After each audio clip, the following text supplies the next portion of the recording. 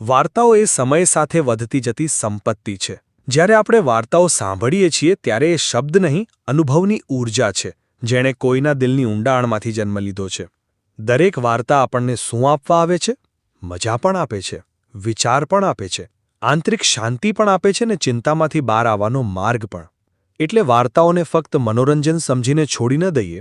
એમાં જે તત્વો છે, જે શીખ છે, તેને સમજીએ, જીવીએ અને આગળ વધારીએ. અને છેલ્લે એટલું જ કહું, જો તમે વાર્તાથી કંઈ શીખો છો તો તે શીખને ફક્ત પોતાના સુધી ન રાખો, શેર કરો, જેથી બીજાઓ પણ સાંભળી શકે, શીખી શકે, જીવવામાં કંઈક નવું જોઈ શકે. આજની વાર્તા પ્રેમાળ અને વાલસોયું આલિંગન આપી શકે એવી શક્તિ બહુ ઓછા માણસોમાં હોય છે. મિત્રો, આપણે જાણીએ છીએ કે પ્રેમાળ અને વાલસોયું આલિંગન બધા આપી શકતા નથી. આલિંગન એ જ પ્રેમાળ ભૂમિકા છે. પ્રેમાળ ભૂમિકા એ જ તમે આલિંગનની ભૂમિકા કહી શકાય. પણ વાલસોયું આમંત્રણ આપે એવું ભાગ્યે જ માણસોમાં બને છે. અને આ વાત મારે એક વખત રશિયાની અંદર એક દુષ્કાળ જ્યારે પડ્યો અને એ દુષ્કાળના સમયની અંદર આપણને ખબર છે કે માણસો એકદમ ખતમ થઈ જાય છે. જમવાનું મળતું નથી. માણસો ભીખા તરસા એના પોતાના જીવ આપતા હોય છે. એક વખત ટોલ્સ્ટોયના મનમાં પ્રશ્ન થયો કે મારે રશિયાના મારા ભાઈઓ બધા દુઃખી છે, મારે એની બધાને ખબર કાઢવા જવું જોઈએ અને શક્ય ત્યાં સુધી મારે એને મદદરૂપ પણ બનવું જોઈએ. ટોલ્સ્ટોયની પાસે સમૃદ્ધિ સારી હતી એટલે તરત જ એ પોતે બહાર નીકળી જાય છે.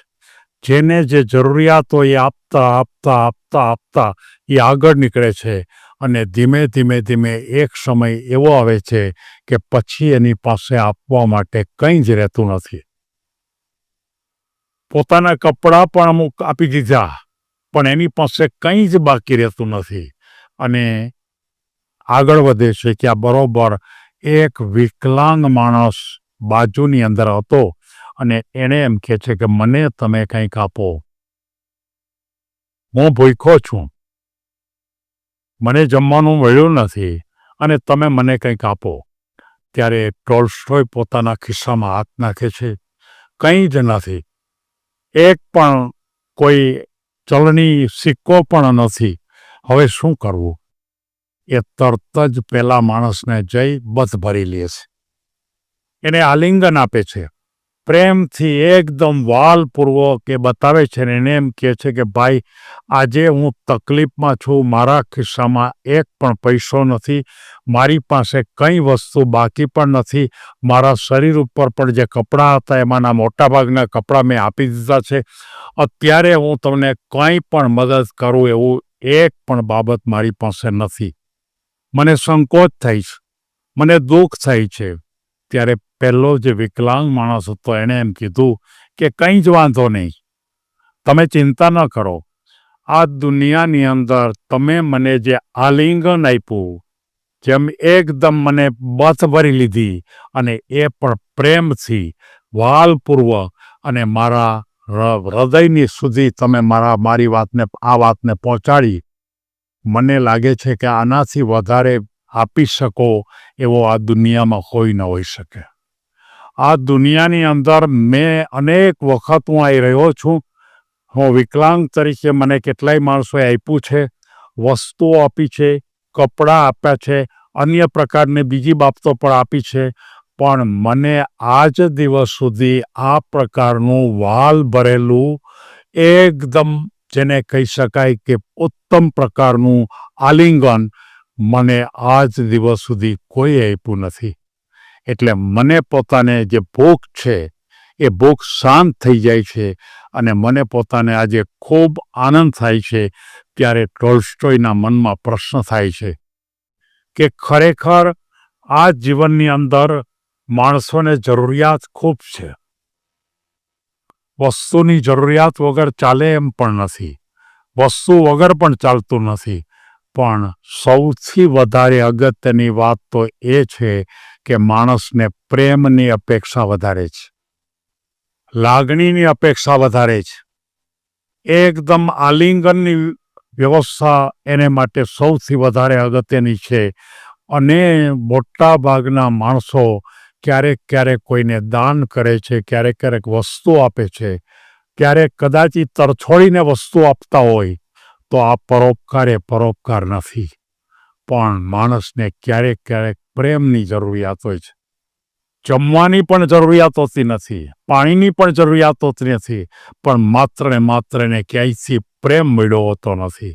અને આવો વર્ગ આ દુનિયામાં ખૂબ મોટો છે. જેને જમવાનું મળે છે, મોટા ભાગના ભિખારી વર્ગ કે જેને બધા પૈસા આપે છે, મોટા ભાગના ગરીબ માણસો કે જેને બધા કોઈને કોઈ પ્રકારે મદદ કરે છે, કોઈ ઉપયોગી પણ થાય છે, પણ એને કોઈ પ્રેમથી એની સાથે વાત કરતા નથી, એની સાથે લાગણીથી વાત કરતા નથી.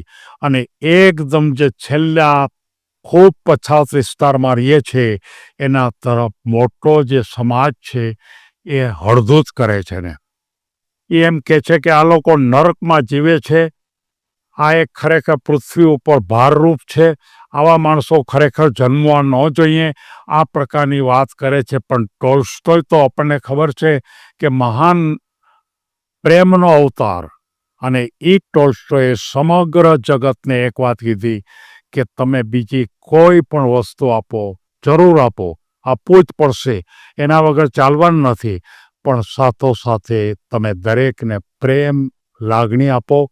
અને એકદમ ઉત્સાહપૂર્વક, એકદમ ઉન્માદ લાગણીપૂર્વક તમે એને એકદમ આલિંગન આપો. અને એ આલિંગન જો તમે આપશો તો બાકીની બધી જ બાબતો આપોઆપ ગૌણ બની જશે. એટલે કે કોઈ પણ વ્યક્તિ પાસે કંઈ જ નથી, એક પણ વસ્તુ નથી આપવાની, તેમ છતાં પણ એ પોતે પ્રેમ અને લાગણી તો જરૂર આપી શકે.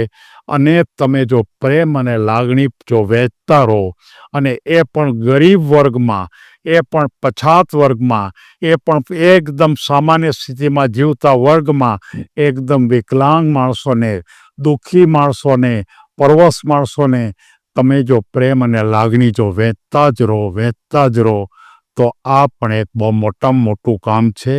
એમ હું નથી કહેતો, પણ ટોલ્સ્ટોય મહાન વિદ્વાન, એકદમ જેને કહી શકાય કે બહુ ઉચ્ચ કક્ષાના, બહુ સારા ઉત્તમ પ્રકારના, જેને ઉત્તમ ભૂમિકા ઉપર વિદ્વાન કહી શકાય એવી વ્યક્તિ આપણને કહે છે. આજે આપણે આ ટોલ્સ્ટોયને યાદ કરી અને આ વાતને આપણે મગજમાં બેસાડીએ કે આપણે સતત પ્રેમ, લાગણી અને તમે લાગણીનો પ્રવાહ અને સાથોસાથ આલિંગન આ તમે આપતા રહો, એવી ભાવના સાથે સૌને ધન્યવાદ.